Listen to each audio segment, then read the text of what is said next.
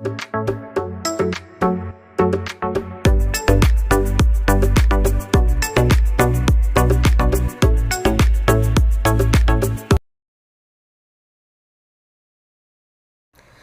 Morning all, ഏവർക്കും study Nifty മലയാളത്തിൻ്റെ daily market ന്യൂസിലേക്ക് സ്വാഗതം. ഇന്ന് ഏപ്രിൽ 8 തിങ്കളാഴ്ചയാണ്. ആദ്യം വെള്ളിയാഴ്ചയിലേക്ക് വരാം. US-ലെ 3 മാർക്കറ്റുകളും പോസിറ്റീവിലാണ് ക്ലോസ് ചെയ്ത്. ടെസ്ല 3.6% ഇടിയുകയുണ്ടായി. ഇന്ത്യൻ ADR സ്റ്റോക്കുകളിൽ വലിയ നേട്ടമുണ്ടാക്കിയത് മെയ്ക്ക് മൈ ട്രിപ്പാണ്. 6.18% ഉയർന്നത്. US 10-year ട്രഷറി ബോണ്ട് ഈൽഡുകൾ ഉയരുകയുണ്ടായി. 4.42 ഇപ്പോൾ എത്തി നിൽക്കുന്നത്. ഗോൾഡ് പ്രൈസ് $2,308 പെർ ഔൺസ് എന്ന നിലയിലാണ്. വലിയ മുന്നേറ്റം തന്നെയാണ് ഗോൾഡിലും കാണാൻ സാധിക്കുന്നത്. ഗിഫ്റ്റ് നിഫ്റ്റി ഇപ്പോൾ സൂചിപ്പിക്കുന്നത് 60 മുതൽ 70 പോയിന്റ്സിന്റെ ഒരു ഗ്യാപ്പ് അപ്പ് ഓപ്പണിങ്ങിനാണ് നിഫ്റ്റിയിൽ സാധ്യതയുള്ളത്. ഇനി നമ്മുടെ വീഡിയോയ്ക്ക് ആരെങ്കിലും ലൈക്ക് ചെയ്യാത്തവരായി ഉണ്ടെങ്കിൽ ഇപ്പോൾ തന്നെ ലൈക്ക് ചെയ്യുക. ചാനൽ സബ്സ്ക്രൈബ് ചെയ്യാത്തവർ ഇപ്പോൾ തന്നെ ഒന്ന് ചാനൽ സബ്സ്ക്രൈബ് ചെയ്യുക. ഇന്നത്തെ പ്രധാനപ്പെട്ട കുറച്ച് വാർത്തകൾ നോക്കാം. മറ്റൊരു കാര്യമുള്ളത്, കഴിഞ്ഞ 2 ദിവസമായി നമുക്ക് ഡെയിലി മാർക്കറ്റ് ന്യൂസ് ചെയ്യാൻ സാധിച്ചിരുന്നില്ല. ചില ആരോഗ്യ പ്രശ്നങ്ങളൊക്കെ ഉള്ളത് കൊണ്ടായിരുന്നു നമുക്ക് അത് ചെയ്യാൻ സാധിക്കാതിരുന്നത്. ഇനി മാർക്കറ്റുള്ള ദിവസങ്ങളിൽ എല്ലാ ദിവസവും രാവിലെ 7:30 നമ്മുടെ ഡെയിലി മാർക്കറ്റ് ന്യൂസ് ഉണ്ടായിരിക്കും. അതുകൊണ്ട് ആരും മിസ്സാക്കാതിരിക്കുക, എല്ലാവരും കാണാൻ ശ്രമിക്കുക. മറ്റൊരു മാറ്റം കൂടി ഇന്ന് മുതൽ നമ്മൾ വരുത്തുന്നത്, മാർക്കറ്റ് ന്യൂസ് സെഗ്മെന്റിൽ തന്നെ സ്റ്റോക്ക് ന്യൂസ് കൂടി ഉൾപ്പെടുത്തുന്നുണ്ട്. കൂടുതൽ കാര്യങ്ങൾ കുറഞ്ഞ സമയം കൊണ്ട് നിങ്ങളിലേക്ക് എത്തിക്കാൻ വേണ്ടിയിട്ടാണ് ഇത്തരത്തിലുള്ള ഒരു ചെറിയ മാറ്റത്തിലേക്ക് നമ്മൾ പോകുന്നത്. ഇന്നത്തെ ആദ്യത്തെ വാർത്ത EV സെഗ്മെന്റുമായി ബന്ധപ്പെട്ടതാണ്. സംസ്ഥാന സബ്സിഡികളും അടിസ്ഥാന സൗകര്യങ്ങൾ മെച്ചപ്പെടുത്തുകയും വഴി 2023 ഏകദേശം ഇരട്ടിയാക്കിയ ശേഷം ഇന്ത്യയിലെ EV വിൽപ്പന ഈ വർഷം 66% വർദ്ധിക്കുമെന്ന് പ്രതീക്ഷിക്കുന്നു. 2023 മൊത്തം കാർ വിൽപ്പനയുടെ 2% വരുന്ന ടാറ്റ മോട്ടോഴ്സ് ഇന്ത്യൻ EV വിപണിയിൽ മുന്നിലാണ്. 2030 മൊത്ത കാർ വിൽപ്പനയുടെ 30% EVകളെ പ്രതിനിധീകരിക്കാനാണ് ഇന്ത്യൻ സർക്കാർ ലക്ഷ്യമിടുന്നത്. കൂടാതെ ടെസ്ലയെ പോലുള്ള വിദേശ വാഹന നിർമ്മാതാക്കളെ ആകർഷിക്കുന്നതിനായി ഇന്ത്യ ചില EV മോഡലുകളുടെ ഇറക്കുമതി നികുതി കുറച്ചിട്ടുണ്ട്.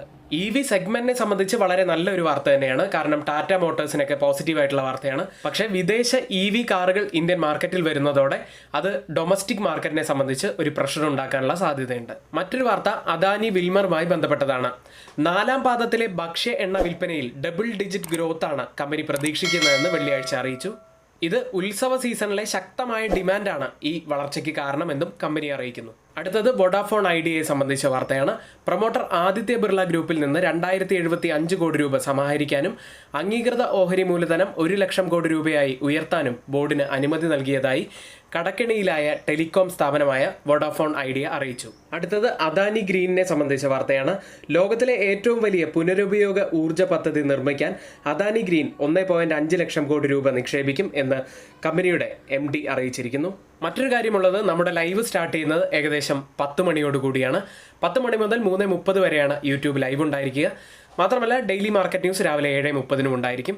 ഒത്തിരിയേറെ ഇൻഫർമേഷൻസ് ആണ് രാവിലെ 10 മണി മുതൽ തന്നെ ആരംഭിക്കുന്ന ലൈവിൽ നമ്മൾ പറയുന്നത്. ധാരാളം നിങ്ങളുടെ ഡൗട്ട്സ് ഒക്കെ ക്ലിയർ ചെയ്യാൻ കഴിയുന്ന ഒരു സെഷൻ കൂടിയാണ്. അപ്പോൾ ഒരിക്കലും ആരും മിസ്സാക്കാതിരിക്കുക. ഇനി നമ്മുടെ ഗ്രൂപ്പിൽ ആർക്കെങ്കിലും ജോയിൻ ചെയ്യാൻ താല്പര്യമുണ്ടെങ്കിൽ തൊട്ടുമുകളിൽ ഇവിടെ കൊടുത്ത വാട്സപ്പ് നമ്പറിൽ ഞങ്ങൾക്ക് മെസ്സേജ് അയച്ച് ഞങ്ങളുടെ ടെലഗ്രാം ഗ്രൂപ്പിൽ ജോയിൻ ചെയ്യാവുന്നതാണ്. കഴിഞ്ഞ ആഴ്ച ഒത്തിരിയേറെ പ്രധാനപ്പെട്ട ഇവൻറ്റ്സ് ഉള്ള ഒരു ആഴ്ച തന്നെയായിരുന്നു. അപ്പോൾ ഈ ആഴ്ച എത്തരത്തിലാണ് എന്ന് നമുക്ക് നോക്കേണ്ടതുണ്ട്. ആദ്യം തിങ്കളാഴ്ച US consumer inflation expectations data പുറത്തു വരുന്നുണ്ട്.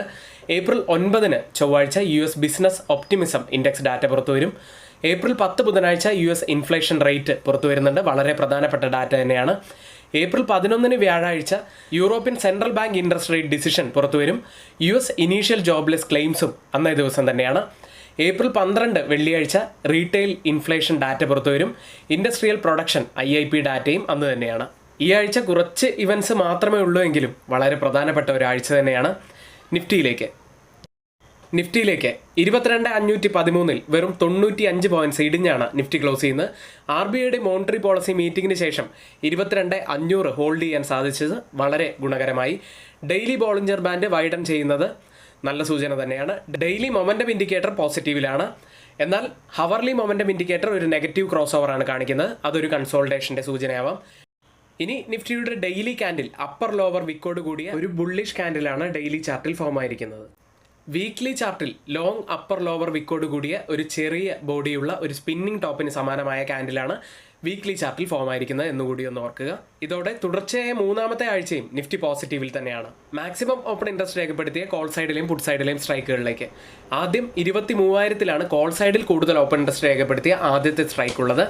അതിനുശേഷം 23,400 സ്ട്രൈക്കിലും അതിനുശേഷം 22,800 സ്ട്രൈക്കിലുമാണ് കൂടുതൽ ഓപ്പൺ ഇൻട്രസ്റ്റ് രേഖപ്പെടുത്തിയിരിക്കുന്നത്. പുട്ട് സൈഡിലേക്ക് വന്നാൽ 22,500 കൂടുതൽ ഓപ്പൺ ഇൻട്രസ്റ്റ് ഉള്ളത്. അതിനുശേഷം 22,400 സ്ട്രൈക്കിലും അതിനുശേഷം 22,300 സ്ട്രൈക്കിലും. വീക്ക്ലി ഓപ്പൺ ഇൻട്രസ്റ്റ് ഡാറ്റ പ്രകാരം ഒരു സപ്പോർട്ടും റെസിസ്റ്റൻസും ആവാൻ സാധ്യതയുള്ളത് 22,800 സപ്പോർട്ട് ആവാൻ സാധ്യതയുള്ളത് 22,400. Change in open interest data പ്രകാരം കോൾ സൈഡിലും പുട്ട് സൈഡിലും പ്രധാനപ്പെട്ട സ്ട്രൈക്കുകളിൽ വന്ന വ്യത്യാസങ്ങൾ പരിശോധിക്കാം.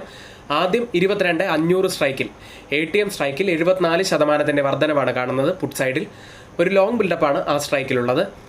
എന്നാൽ കോൾ സൈഡിൽ 50% വർധനവ് മാത്രമാണുള്ളത്. ഒരു ഷോർട്ട് ബിൽഡപ്പാണ് ആ സ്ട്രൈക്കിലുള്ളത്. 22,450 സ്ട്രൈക്കിൽ 171% വർധനവ് കാണാം.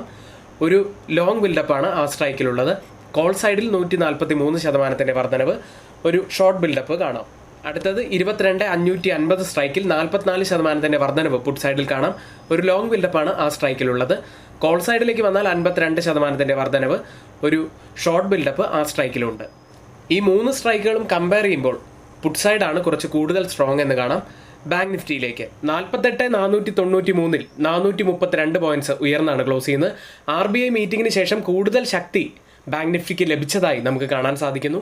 ബാങ്ക് നിഫ്റ്റിയിൽ ഹയർ ലോ ഫോർമേഷനാണ് ഫോം ആവുന്നത്. വളരെ പോസിറ്റീവായി തന്നെ കാണാം. കഴിഞ്ഞ വർഷം ഡിസംബർ 28 ക്രിയേറ്റ് ചെയ്ത ഓൾ ടൈം ഹൈ ആയ 48,636 തന്നെയാണ് ബാങ്ക് നിഫ്റ്റിക്ക് മുന്നിലുള്ള പ്രധാനപ്പെട്ട ഒരു ഹേർഡിൽ.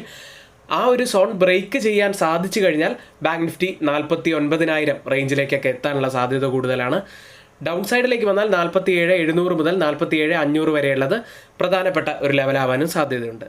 ബാങ്ക് നിഫ്റ്റിയുടെ മാക്സിമം ഓപ്പൺ ഇൻട്രസ്റ്റ് രേഖപ്പെടുത്തിയ കോൾ സൈഡിലെയും പുട്ട് സൈഡിലെയും സ്ട്രൈക്കുകൾ നോക്കാം. ആദ്യം കോൾ സൈഡിൽ 50,000 കൂടുതൽ ഓപ്പൺ ഇൻട്രസ്റ്റ് ഉള്ളത്. അതിനുശേഷം 49,500 സ്ട്രൈക്കിലും അതിനുശേഷം 49,000 സ്ട്രൈക്കിലുമാണ്. പുട്ട് സൈഡിലേക്ക് വന്നാൽ 48,000 കൂടുതൽ ഓപ്പൺ ഇൻട്രസ്റ്റ് ഉള്ളത്. അതിനുശേഷം 47,500 സ്ട്രൈക്കിലും അതിനുശേഷം 47,000 സ്ട്രൈക്കിലുമാണ്. ഓപ്പൺ ഇൻട്രസ്റ്റ് ഡാറ്റ പ്രകാരം ഒരു റെസിസ്റ്റൻസ് ആവാൻ സാധ്യതയുള്ളത് 49,000, സപ്പോർട്ട് ആവാൻ സാധ്യതയുള്ളത് 48,000. ഇന്ത്യ വിക്സിലേക്ക് തുടർച്ചയായ 4 ദിവസത്തെ ഇടിവിന് ശേഷം വെള്ളിയാഴ്ച ഇന്ത്യ വിക്സ് തിരിച്ചു വന്നു. 1% ഉയർന്നത്. ഇപ്പോൾ ഉള്ളത് 11.33 എന്ന നിലയിലാണ്. എഡ്യൂക്കേഷണൽ പർപ്പസിന് വേണ്ടി ഷെയർ ചെയ്യുന്ന F&O സ്റ്റോക്കുകളുടെയും സ്വിംഗ് സ്റ്റോക്കുകളുടെയും പെർഫോമൻസ് അനാലിസിസിലേക്കാണ്. ആദ്യം ബാലകൃഷ്ണ ഇൻഡസ്ട്രീസ് 2366 ഏപ്രിൽ 5 നമ്മൾ എൻട്രി എടുത്ത് 2417 വരെ സ്റ്റോക്കപ്പായി 2% നമുക്ക് പ്രോഫിറ്റായി ലഭിച്ചത്. അടുത്തത് fine organic industries limited 4369 entry എടുക്കുന്നത്. 4410 വരെ സ്റ്റോക്കപ്പായി ഏപ്രിൽ 4 എൻട്രി എടുക്കുന്നത്. 0.9% നമുക്ക് പ്രോഫിറ്റായി ലഭിച്ചത്. നമ്മുടെ ടാർഗറ്റ് ഹിറ്റ് ചെയ്യാനും സാധിച്ചു. മറ്റൊരു സ്റ്റോക്ക് കരൂർ വൈശ്യ ബാങ്കാണ്. 178.9 എന്ന നിലയിലാണ് എൻട്രി എടുക്കുന്നത്. 202.50 വരെയാണ് സ്റ്റോക്കപ്പായത്. ഏപ്രിൽ 4 എൻട്രി എടുക്കുന്നത്. മറ്റൊരു സ്റ്റോക്ക് IRB ആയിരുന്നു. സ്റ്റോക്കിൽ എൻട്രി എടുക്കുന്നത് മാർച്ച് 1 65.5 എന്ന നിലയിൽ നിന്നും 68 വരെ സ്റ്റോക്കപ്പായി ഏകദേശം 3.6% നമുക്ക് പ്രോഫിറ്റായി ലഭിച്ചത്. ഇൻട്രാഡേയിൽ നമ്മുടെ ടാർഗറ്റ് ഹിറ്റ് ചെയ്ത F&O സ്റ്റോക്ക് ടാറ്റ കെമിക്കൽസ് ആയിരുന്നു.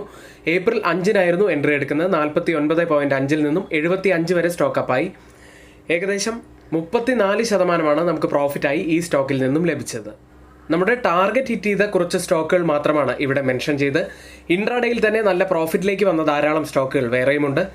അപ്പോൾ നമ്മുടെ ഗ്രൂപ്പിൽ ആർക്കെങ്കിലും ജോയിൻ ചെയ്യാൻ താല്പര്യമുണ്ടെങ്കിൽ തൊട്ട് താഴെ ഇവിടെ കൊടുത്ത വാട്സപ്പ് നമ്പറിൽ ഞങ്ങൾക്ക് മെസ്സേജ് അയച്ച് ഞങ്ങളുടെ ടെലഗ്രാം ഗ്രൂപ്പിൽ ജോയിൻ ചെയ്യാവുന്നതാണ്. ഗ്ലോബൽ മാർക്കറ്റ് സെഗ്മെൻറ്റിൽ ആദ്യം FII-DA ആക്ടിവിറ്റിയാണ്.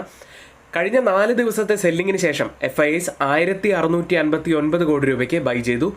DIs ആവട്ടെ 3370 കോടി രൂപയ്ക്ക് സെല്ലാണ് ചെയ്തത്. US മാർക്കറ്റുകൾ വെള്ളിയാഴ്ച ക്ലോസ് ചെയ്യുന്ന 3 US മാർക്കറ്റുകളും പോസിറ്റീവിൽ തന്നെയാണ് ക്ലോസ് ചെയ്ത്. ഡൗ ജോൺസ് 0.81% ഉയർന്നപ്പോൾ നാസ്ഡാക്ക് 1.25% നേട്ടത്തിൽ ക്ലോസ് ചെയ്തു. S&P 500 1.16% നേട്ടത്തിലും ക്ലോസ് ചെയ്തു. പക്ഷേ കഴിഞ്ഞ ആഴ്ച 3 മാർക്കറ്റുകളും നെഗറ്റീവിലാണ് ക്ലോസ് ചെയ്ത്. വെള്ളിയാഴ്ച 3 മാർക്കറ്റുകളും പോസിറ്റീവിൽ ക്ലോസ് ചെയ്യാൻ കാരണം ശക്തമായ തൊഴിൽ റിപ്പോർട്ട് തന്നെയാണ്. പേറോൾസിനുണ്ടായ ആശ്ചര്യകരമായ നേട്ടം നിക്ഷേപകർക്ക് പ്രതീക്ഷ നൽകി. S&P 500 എല്ലാ മേജർ ഇൻഡെക്സുകളും ഉയർന്നു. Communication services, industrial and technology എന്നീ സെക്ടറുകളാണ് ടോപ്പ് ഗെയിനേഴ്സായി മാറിയത്. ഇന്നലെ ഇടിവിലേക്ക് പോയ ഒരു സ്റ്റോക്ക് ടെസ്ലയായിരുന്നു. EV കാർ നിർമ്മാതാവ് അതിന്റെ വില കുറഞ്ഞ കാർ റദ്ദാക്കിയതായി റോയിറ്റേഴ്സ് റിപ്പോർട്ട് ചെയ്തതിനെ തുടർന്ന് ടെസ്ല 3.6% ഇടിയുകയുണ്ടായി. ഇനി US-ൽ നിന്നും പണപ്പെരുപ്പത്തിനെതിരായ ഫെഡറൽ റിസർവിന്റെ പോരാട്ടം എത്രത്തോളം വിജയിച്ചു എന്നതിനെക്കുറിച്ചുള്ള കൂടുതൽ വ്യക്തതയ്ക്കായി നിക്ഷേപകർ ഈ ആഴ്ച അവസാനത്തോടെ മാർച്ചിലെ കൺസ്യൂമർ പ്രൈസ്, അതുപോലെ പ്രൊഡ്യൂസർ പ്രൈസ് ഇൻഡെക്സ് ഡാറ്റ എന്നിവയ്ക്കായി ഉറ്റുനോക്കും. ഇപ്പോൾ വലിയ ആശങ്കയായി നിലകൊള്ളുന്നത് US-ലെ 10-year ട്രഷറി ബോണ്ട് ഈൽഡുകളിലെ വർധനവ് തന്നെയാണ്. 4.4% ഇപ്പോൾ 10-year എത്തി നിൽക്കുന്നത്. കൂടാതെ US crude oil 87 mark touch ചെയ്തതും ഒരു മാർക്കറ്റിനെ സംബന്ധിച്ച് ഒരു ശുഭസൂചനയായി കാണാൻ കഴിയില്ല.